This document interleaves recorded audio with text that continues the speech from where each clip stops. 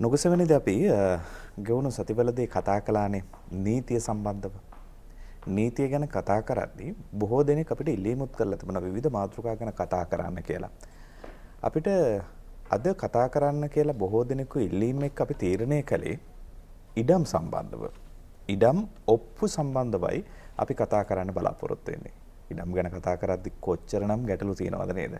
ඔබට සමහර වෙලාවට ඉඩම් සම්බන්ධ ගැටලුවක් ඇති ඔප්පු නිරවුල් කරගැනීමේ ප්‍රශ්න තියෙන්න පුළුවන්.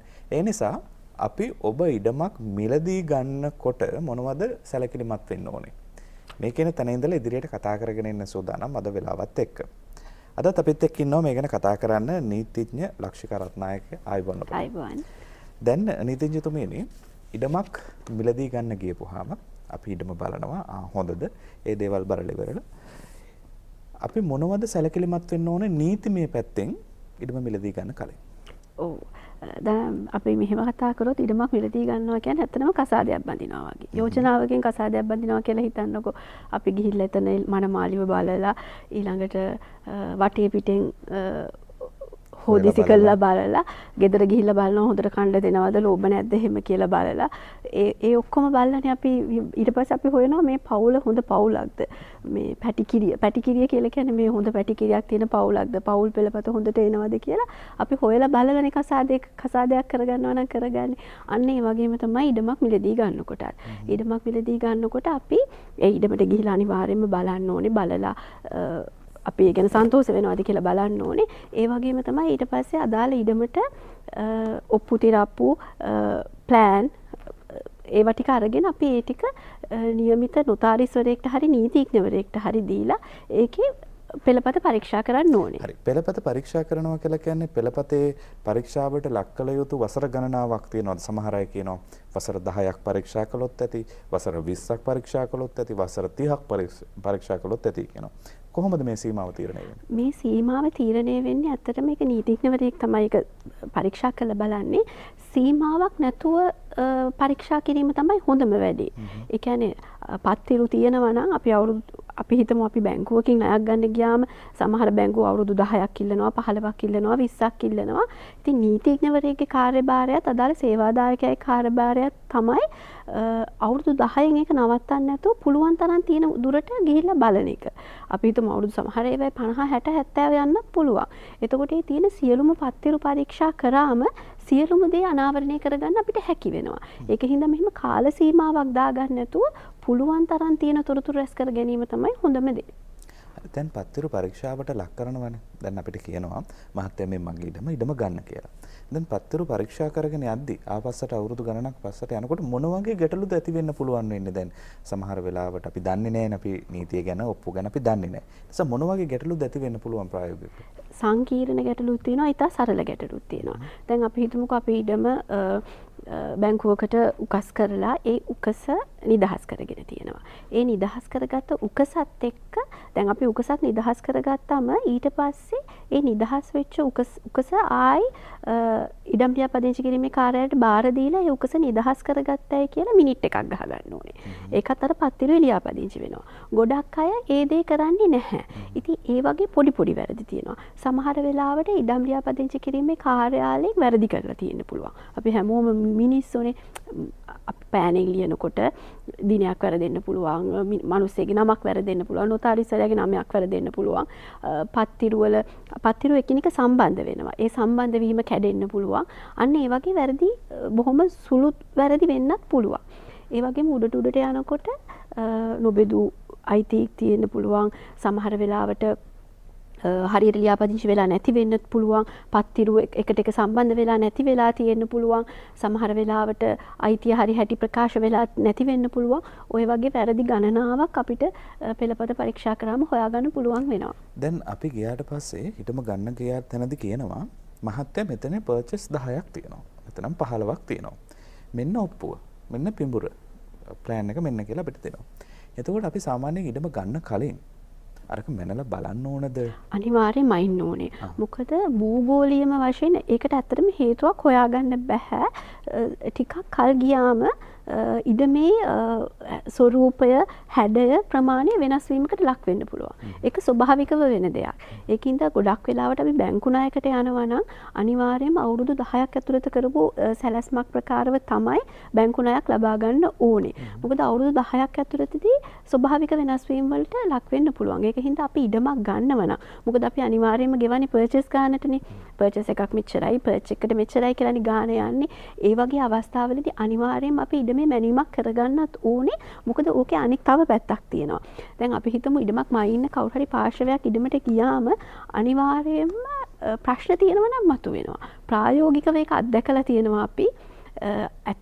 ගන්න ඉඩ සෑම ඉඩමක්ම අපි හිතමු අවුරුදු 10ක් ඇතුළත කරපු ප්ලෑන් එකක් තිබ්බත් මගේ උපදෙස නම් හැමතිස්සෙම අලුතින් ගන්න කෙනා තමන්ගේ අතින් මුදලක් යනවා.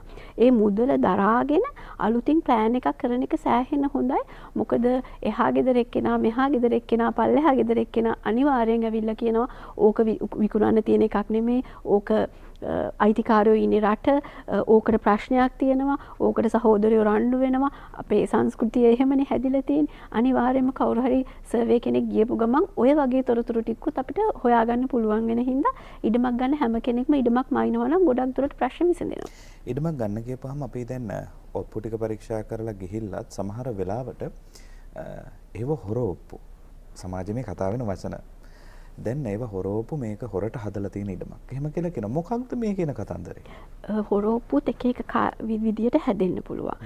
සමහර ගොඩක් වෙලාවට සිද්ධ වෙන්නේ මේ හොරෝප්පු නඩු කර අපි බැලුවම ගොඩක් වෙලාවට දැකලා තියෙන්නේ කවුරු හරි විදේශගත වෙලා ඉන්නවා නම් ගොඩක් වෙලාවට හිස් ඉඩම් වලට. මොකද අනිවාර්යයෙන්ම ගෙයක් තියෙනවා නම් ගොඩක් වෙලාවට විදේශගත වෙනකොට උනත් කාට හරි දීලා යනවා බදු බද්දට දීලා යනවා හැම වෙනවා. හැබැයි හිස් ඉඩම් තියෙනකොට සමහරුන්ට ඇත්තටම විදේශගත වෙන පාර්ශවයන්ට අමතකත් වෙනවා Tamanට ඉඩමක් තියෙනවායි කියලා.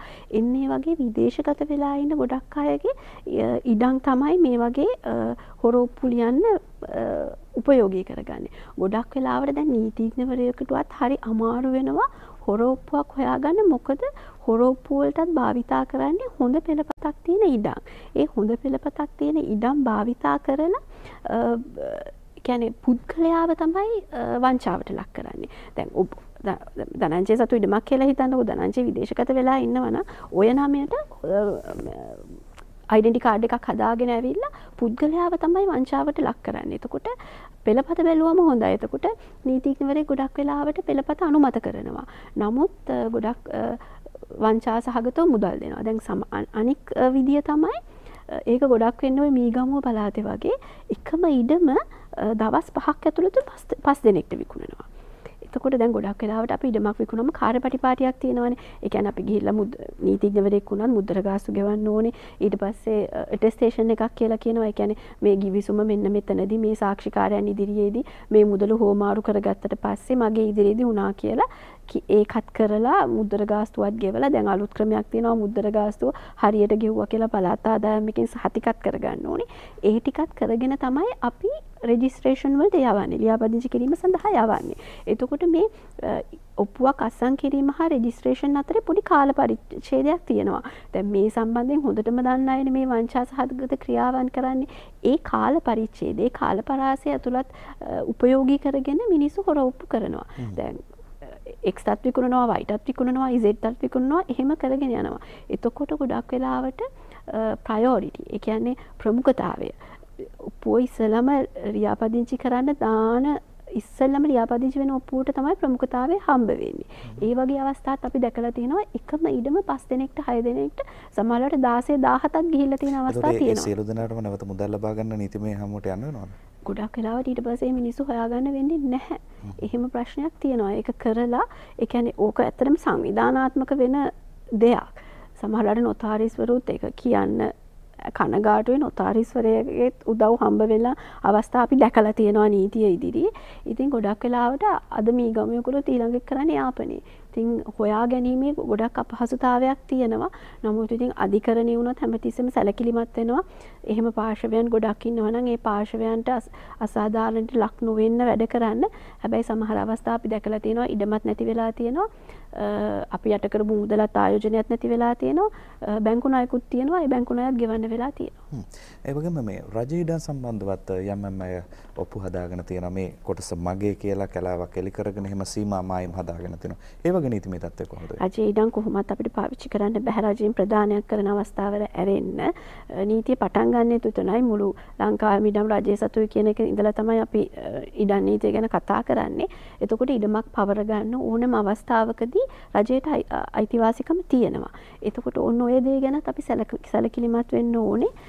දැන් ඉඩම පෙළපත පරීක්ෂා කරාට පස්සේ ඔන්න ඔය වගේ ඩොකියුමන්ට්ස් ටිකකුත් අපි අරගන්න ඕනේ. ඒ කියන්නේ ඉඩම සම්බන්ධයෙන් දැන් අපි කොතන හරි ජීවත් වෙනවා නම් අපේ තොරතුරු ග්‍රාම සේවක ගාව තියෙනවා වගේම ඉඩම සම්බන්ධ තොරතුරුත් අදාළ ප්‍රාදේශීය ලේකම් කාර්යාලය අදාළ ලෝකල් ඔතොරිටි එකේ ලියාපදිංචි වෙලා තියෙනවා. එතකොට එතනට ගිහිල්ලා බැලුවම අපිට කියනවා මේ ඉඩම රජය මගින් පවරාගෙන තියෙනවද රජය මගින් නොපවරාගෙන තියෙනවද කියලා අපිට නොපවරා ගැනීමේ සහතිකයක් නිකුත් කරනවා. ඉතින් ඒ සහතිකයත් අපිට හරි වැදගත් වෙනවා මේ ඉඩම රජයට පවරාගෙන නැහැ කියලා අපිට අපි ගන්න ඉඩම ගැන අපිට හොඳ අවබෝධයක් ලබා ගන්න.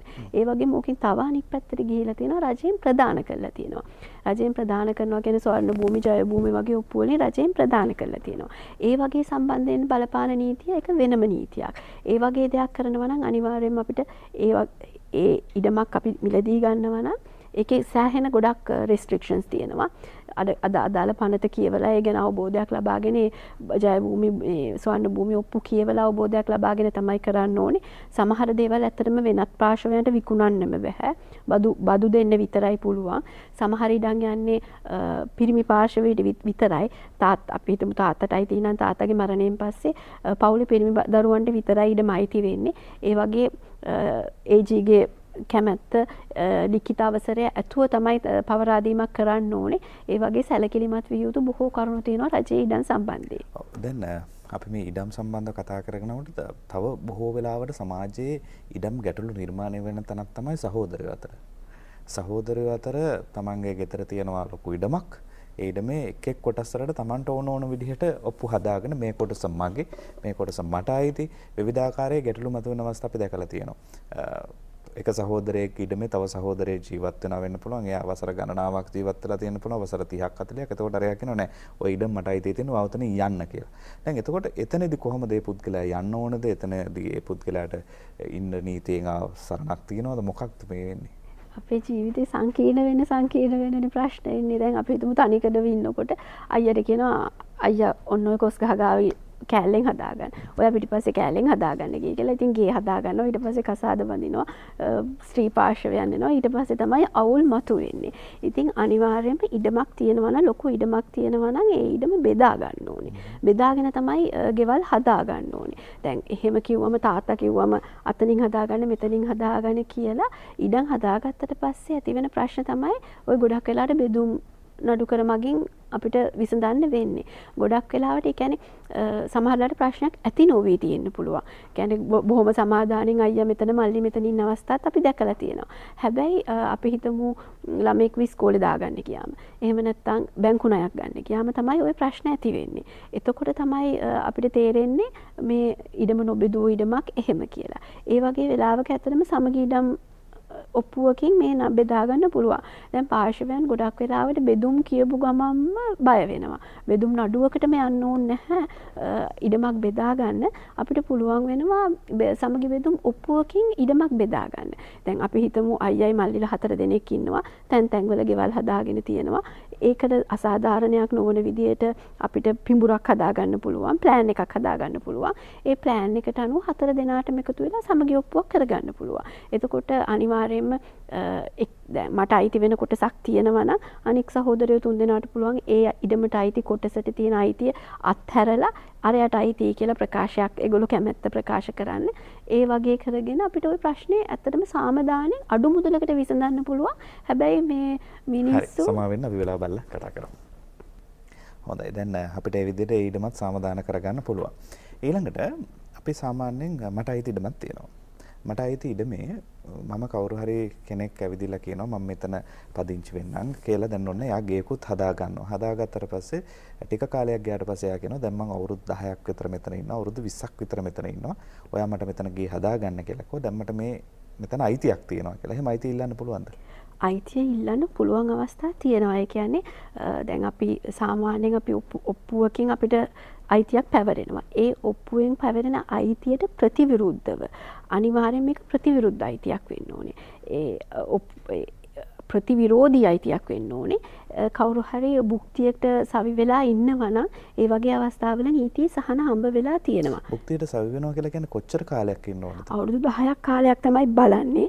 ඒ කියන්නේ ඒ අවුරුදු 10ක කාලයක් ඇතුළත අයිතිකාරයාගේ අයිතියට හානියක් වෙන විදියට වැඩ කරලා තියෙන්න ඕනේ. කියන්නේ තමන්ගේ යක් හදලා තියෙන්න ඕනේ.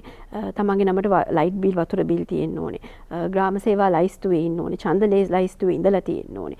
එතකොට ඒ වගේ අවස්ථාවලදී අදාළ ඉඩමේ අයිතිකාරයා ඇවිල්ලා ඒ පිළිබඳව ප්‍රශ්න කරලා නැත්තම් එයාට නිරවුල් අකණ්ඩ අරයට තියෙන කඩදාසිය මත තියෙන අයිතියට හානි වෙන විදියට තියලා තියෙන අවස්ථාවලදී භුක්තියෙන් සවි වෙලා කියලා නඩුකරයක් පවලලා ගන්න පුළුවන් අවස්ථා තියෙනවා. හැබැයි ඒ අවස්ථාවලදී අපිට නිකන් ලයිට් බිලක් වතුර බිලක් තිබ්බයි කියන එක මතම අපිට පදනම් වෙලා කවදාකවත් විනිසුරුවරයෙක් තීරණය කරන්නේ නැහැ මේක අයිතියි කියලා. බොහෝ කරුණු සලකලා බලනවා කොහොමද මේ දැන් සමහරවිට අපි අපේ අවුරුදු 2-3ක් ඉන්නකොට අපි වවන්න පටන් ගන්නවා. අපි අලුත් වැඩියා කරන්න පටන් ගන්නවා. ඒ වගේ සුළු සුළු කරුණු නෙමෙයි බොහොම ශක්තිමත් විදියට බලපාන විදිහේ ප්‍රතිවිරුද්ධ අයිතියක් පෙන්නලා තියෙන අවස්ථාවලදී භුක්තියෙන් සවි වුණා කියලා කරගන්න පුළුවන්. නීති හමුවට කියලා ඉල්ල ගන්න පුළුවන්.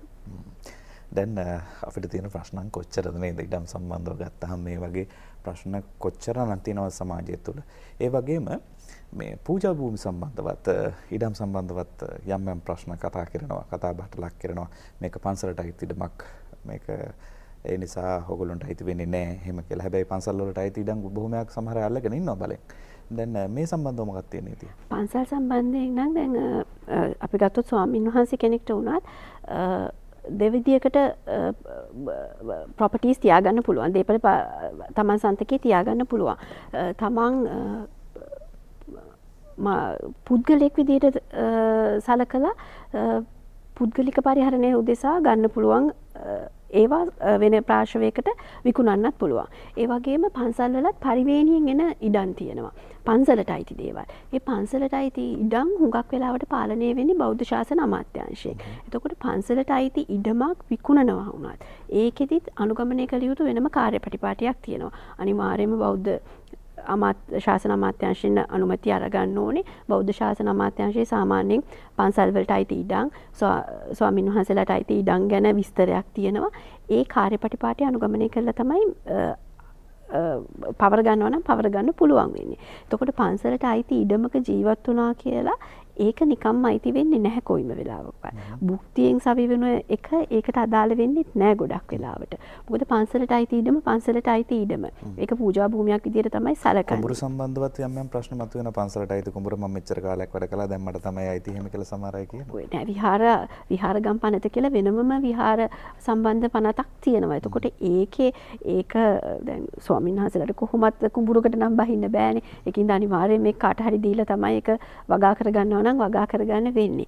ඒක ගොඩක් කල් හිටියයි කියලා ඒකයි අයිතිය ගොඩක් වෙලාවට අනික් පාර්ශ්වයට භුක්තියෙන් සවි වෙන එක ඒකට ගොඩක් වෙලාවට අදාළ වෙන්නේ නැහැ. ඒ කියන්නේ පන්සලේ ඉඩම් අපි කොච්චර කාල පාවිච්චි කරත් අපේ ප්‍රයෝජනයට ගත්තත් අපිට අයිතියක් වෙන්නේ ඒක ශාසනයට අයිති දෙයක්. ඒක ශාසනයට අයිති දෙයක්. ඒකට වෙනමම නීතියක් බලපානවා. ඔය භුක්තියට සවි වෙන නඩු කරත් ඒකට බලපාන්නේ නැහැ ගොඩක් වෙලාවට.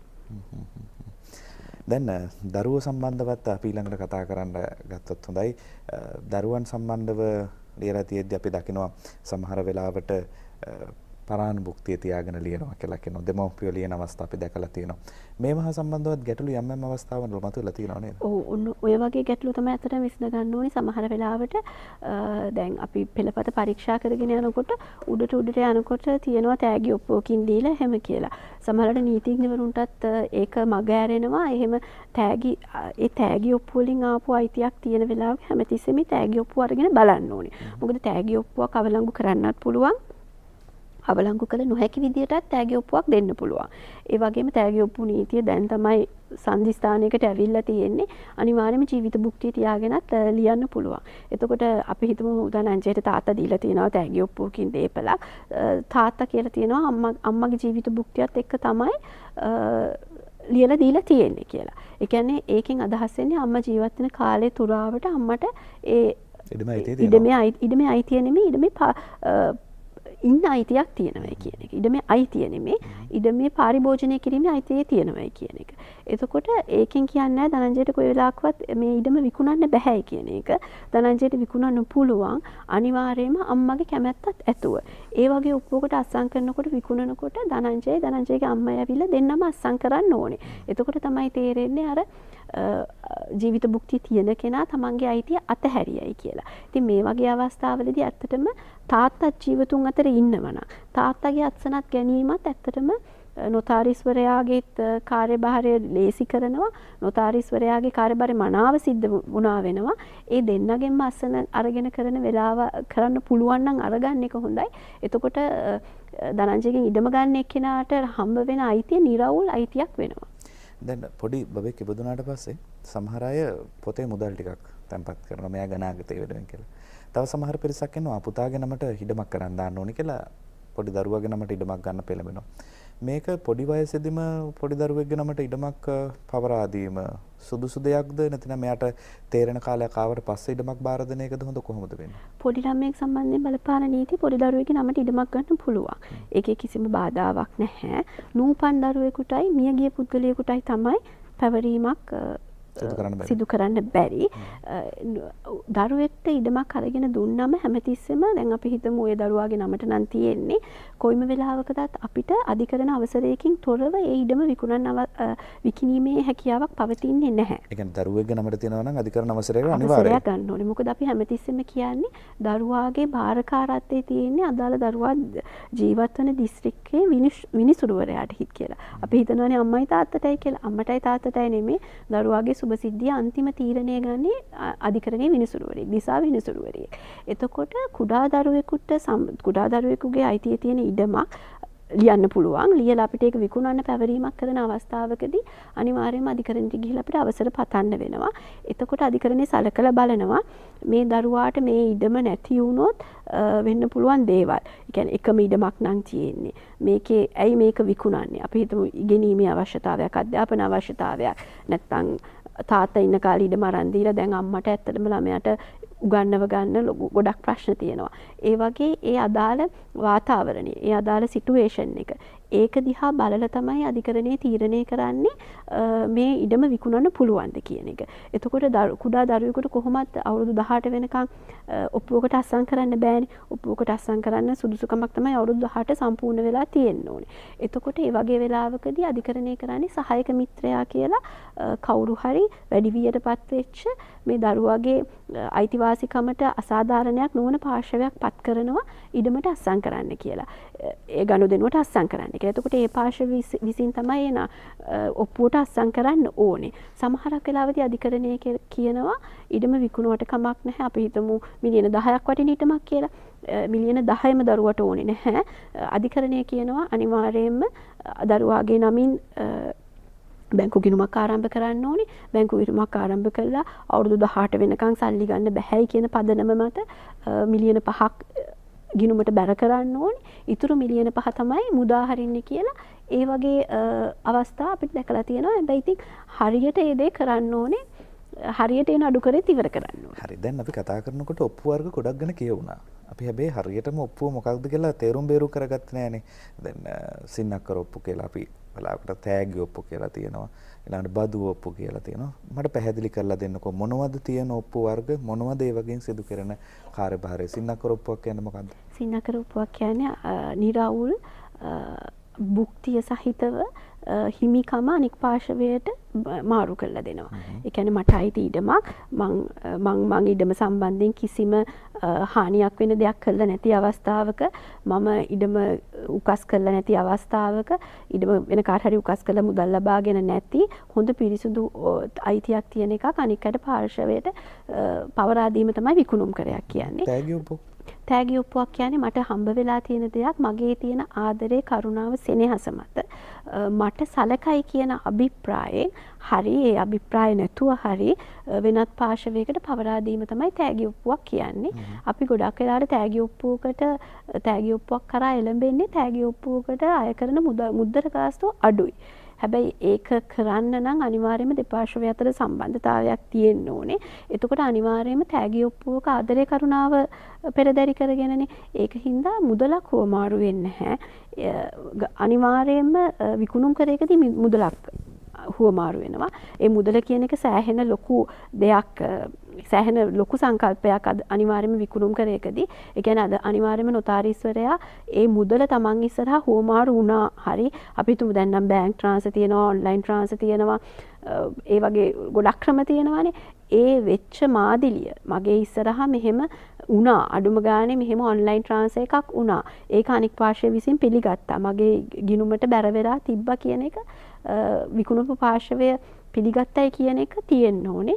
එහෙම ඒ විකුණුම් මුදලක් පරිහරණය වෙච්ච විදිය නැත්තම් ඒ ඔප්පුව ඇත්තටම නියම ඔප්පුවක් කියලා විදියට සලකන්නේත් නැහැ. නියම විදියට සිද්ධ වෙච්ච ට්‍රාන්සැක්ෂන් එකක් විදියට අපි සලකන්නේ නැහැ. පොරොන්දු සින්නක් කර කියන්නේ මොකක්ද? පොරොන්දු සින්නක් කර ගැන නම් අපිට පැය භාගයක් විතර කතා කරන්න පුළුවන්. ඒ කියන්නේ දැන් සාමාන්‍යයෙන් අයිතිය දෙන්න ඕනේ නිරවුල් අයිතිය. පොරොන්දු සින්නක් කරකින් කරන්නේ අපි ලිමිටඩ්. ඒ කියන්නේ අපි හිතමු හදිසි වෙලා ගොඩක් වෙලාට ওই දරිද්‍රතාවයෙන් පෙළෙන බැංකුවකට ගියාම ගොඩක් කල් යන හින්දා අපි කියන්නේ විහිළුවට ගෙදර ගෑනියෝ විතරයි ඉල්ලන්නේ නැත්තේ බැංකු ණයක් ඉල්ලන්න ගියාම අනික් දේවල් ඔක්කොම ඉල්ලනවා කියලානේ. ඒ සෑහෙන ඩොකියුමන්ට්ස් ප්‍රමාණයක් ඉල්ලනවා. ඒ වගේ අවස්ථාවලදී ගොඩක් වෙලාවට අපි කරන්නේ ඔප්පුව දීලා අපි පොරොන්දු සින්නක්කරයක් කරගන්නවා. පොරොන්දු සින්නක්කරේ නීතියෙන් පිළිගෙන තියෙන සංකල්පයක් නෙමෙයි. හැබැයි ඒක සිද්ධ වෙන හින්දා නීතියෙන් පිළිසරණවල් තියෙනවා. ඒ වගේ වෙලාවකට කරන්නේ අවුරුදු 2ක් ඇතුළත හරි කාලයක් දාලා කාලයත් ඒකේ වැදගත්. මේ කාලය ඇතුළත මේ මුදල ආයි දුන්නට පස්සේ ඉඩම පවරලා දෙනවයි කියන කොන්දේසිය මත තමයි පොරොන්දු සින්නක්කර කරන්නේ. බදු ඔප්පු කියන්නේ එතකොට? බදු ඔප්පුව කියන්නේ තමන් ඉඩමක් හරි ගෙයක් හරි කාල පරිච්ඡේදයක් ඇතුළත පාරිභෝජනය සඳහා භුක්තිය උදෙසා පමණක් වෙනත් පාර්ශවයකට ලබා දීම. හරි. දැන් ඔන්න අපි කතා කරපු දේවල් එක්ක අපි කතා කරපු වචන ටික තිබුණානේ. දැන් ඔබට පැහැදිලි මොකද්ද මේ ඔප්පු වර්ග ටික මොනවද ඒ වගේම සිද්ධ වෙන්නේ කියන කාරණාව. දැන් අනිත් කාරණාව තමයි බොහෝ අය කියනවා ඉඩම් නඩුද? ඉඩම් නඩු නම් සෑහෙන කාලයක් ඇදෙන වැඩක් කියලා. ඇත්තටම ඉඩම් නඩු කියන්නේ සෑහෙන කාලයක් නීතියත් එක්ක සම්බන්ධ වෙලා කටයුතු කරන්න වෙන දේවල්ද? ඔව් ඇත්තටම ඉඩම් නඩුවක් එක්ක දැන් අනික් නඩු කරනනම් සාමාන්‍යයෙන් අපිට ඉවර කරගන්න පුළුවන්. හැබැයි ඉඩම් නඩුවක් නම් ඉවර කරන්න අමාරුයි. ඇත්තටම කාර්යපටිපාටිය දිගයි. ඒ කියන්නේ දැන් අපි ඉඩම් නඩුවක් පටන් ගන්නකොටම අපි පෙළපත කියන්න ඕනේ. මේ නඩුවේ කොහොමද මේ අයිති අපිට ඇවිල්ලා තියෙන්නේ කියලා. එතකොට අනික් පාර්ශවයන් ඇවිල්ලා ඒ පෙළපත ආපු විදියට විරෝධතා දක්වනවා. නෑ මෙතන මටත් අයිතියක් තියලා තියෙනවා, මම මෙතන ඉඳලා තියෙනවා, මගේ අයිතිය මෙහෙම තියෙන්න ඕනේ කියලා ඒ ප්‍රශ්නේ විසඳ ගන්න ඕනේ. ඒ ප්‍රශ්නේ විසඳ ගන්නත් සෑහෙන කාලයක් යනවා. ඊළඟට අපිට ඉඩම හඳුනා ගන්න ඕනේ. මේ වපසරිය ඇතුළේ තියෙන මේ කොටසට තමයි අපි නඩුව කරගෙන යන්නේ කියලා. ඒ කොටස හඳුනා ගැනීමේදීත් අපි හිතමු අපි මේ වෙනකොටත් ඉඩමේ මැනීමක් කරලා තියෙන්නේ කියලා අනිවාර්යයෙන්ම අනික් පාර්ශවයෙන් ඇවිල්ලා ඒකට විරෝධතා දක්වනවා. ඊට පස්සේ ගොඩක් වෙලාවට සිද්ධ වෙන්නේ අධිකරණයෙන් කවුරු හරි පත් කරලා අධිකරණයේ මිනින්දෝරුව ඉන්නවා. ඒ හරහා ඉඩම් මැනීමක් කරනවා. එහෙම මැනීමක් කරාම පාර්ශවයන් වැඩි වෙන්න විරෝධතාවය වැඩි වෙනවා. එතකොට ඒ ඉඩම හඳුනා ගැනීමේ ප්‍රශ්නයටත් සෑහෙන කාලයක් යනවා. ඇත්තටම නීතිඥවරුන්ගේ වැරද්දකින්වත් විනිසුරුවරයන්ගේ වැරද්දකින්වත් නෙමෙයි ඉඩම් නඩු කල් යන්නේ කාර්යපටිපාටිය දිගයි. මේ ඔක්කොම ගැටලු විසඳගෙන ට්‍රයල් එකට ඒ කියන්නේ විභාගයට ගන්නටත් සෑහෙන කාලයක් යනවා. දැන් අපි ඉඩම් ගන්න ගියපම දැන් වර්තමානයේ වෙනකොට ගොඩක් වෙලාවට පුංචි ඉඩම් කැලේ තමයි අපිට ගන්න තියෙන්නේ. යම්කිසි සමාගමක් විසින් අලෙවිකරණයව වෙන්න පුළුවන්. බොහෝ වෙලාවට එහෙම තමයි වෙන්නේ. දැන් ඒ වගේ සමාගමකින් අර තියෙනවනේ ඒගොල්ලොන්ගේ පාර ගහලා තිනනකොට නල ජලය ඔක්කොම විස්තර ටික කියලා තියෙනවා. පිරිසිදු ඔප්පු කියලාත් ඒකේ දීලා තියෙනවා. එතකොට පිරිසිදු ඔප්පුද කියලා අර අපි මුලින් කියපු විදිහට ඒ ඔප්පුව ගත්තත් අර වසර ගණනාවක් පිටිපස්සට ගිහිල්ලා අපිට බලන්න වෙයි නේද? අපි ඒ ගැන කතා කරමු වෙලාව බලලා විදිහට. හරි දැන් එහෙම මේ ඒ වගේ සමාගමකින් ඔප්පුවක් ගත්තත් අපි අර විදිහටම බලන්න ඕනේ. අනිවාර්යයෙන්ම බලන්න ඕනේ. සමහර සමාගම් ඇත්තටම මේ નિયમિત ලෙස ලියාපදිංචි වෙලත් නැහැ. ඒක හින්දා සමාගම ගැනත් සැලකිලිමත් වෙන්න ඕනේ. අනිවාර්යයෙන්ම සමාගමෙක් දැන් අර පැටිකිරිය අපි හොයනවා වගේ මිනිස්සෙගෙන් ගන්නකොටත් පුද්ගලයෙක්ගෙන් ගන්නකොටත් අනිවාර්යයෙන්ම සමාගම ගැන හොයන්න ඕනේ. ඒ කියන්නේ ඒකට තමයි නීතිඥවරයෙක්ට අර මම හැමතිස්සෙම කියන්නේ ආප බානා වගේ ඉඩම් මිලදී ගන්න බෑ කියලා. ඒ පැටිකිරිය ඉඩම සම්බන්ධයෙන් වගේම අර සමාගම ගැනත් හොයන්න ඕනේ. කියන්නේ සමාගම අනිවාර්යයෙන්ම සමාගම් පනත යටතේ ලියාපදිංචි වෙලා තියෙනවද? කවුද ඉන්න අධ්‍යක්ෂකවරු? ඒගොල්ලෝ හරියට තමන්ගේ සමාගම පවත්වාගෙන ගිහිල්ලා තියෙනවද? ඒ කියන්නේ ඒ සමාගමක් පවත්වාගෙන යන කාර්යපටිපාටියක් තියෙනවනේ. අනිවාර්යයෙන්ම තමන්ගේ ඉන්කම් එක ආදායම් දෙපාර්තමේන්තුවට දැනුම් දීලා ඒ වගේ කාර්යපටිපාටියක් තියෙනවා. එතකොට ඒ එන දැන් ඉඩමක් කම්පැනි එකක් විකුණනවා නම් ඒකේ අධ්‍යක්ෂකවරුන් තමයි විකුණන්නේ. එතකොට ඒ අධ්‍යක්ෂකවරුන්ට බලය තියෙනවද? බලය තියෙන පුද්ගලයෝ දස්සන් ගන්න. සමහර කම්පැනිස් වල තියෙනවා අධ්‍යක්ෂකවරු දකින්නේවත් නැහැ. කාට හරි බලය දීලා තියෙනවා කියලා ඔය ඉන්න කවුරු හරි සයින් කරනවා. එතකොට අනිවාර්යෙන් අපිට බලන්න ඕනේ ඒ පුද්ගලයාට නියමාකාරයෙන් ඒකේ වැරැද්දක් නැහැ. නියමාකාරයෙන් ඇවිල්ලා තියෙනවද? එයාට ඒ අයිතිය මේ ඔප්පුවක් අස්සන් කිරීමට කියන එක හරියට බලන්න ඕනේ. කියන්නේ සමහරවිට අපි කියනවා රෙසලූෂන් එකක් පාස් වෙලා තියෙනවද කියලා. අනිවාර්යයෙන්ම කම්පැනි එකකින් මිලදී ගන්නවා නම් ඉඩමේ විතරක් නෙමෙයි ඒ කම්පැනියේ තත්ත්වයක් අපි බලලා තමයි ඉඩම මිලදී ගන්න ඕනේ. අපි දැන් ඉඩම් වල අයිතිය වගේම දැන් ඉඩමක් ගන්නේ නැතුව තට්ටු නිවාසයක් ගන්නත් ගොඩක් අය පෙළඹෙනවා. දැන් ඉඩමක් ගන්නවා වගේමද තට්ටු නිවාසයක් ගන්නේදිත් ඒකෙද්ද අපිට ඔප්පුවක් ලැබෙනවද කොහොමද ඒක නීතිමය පැත්ත කොහොමද මම දන්නේ නැහැ.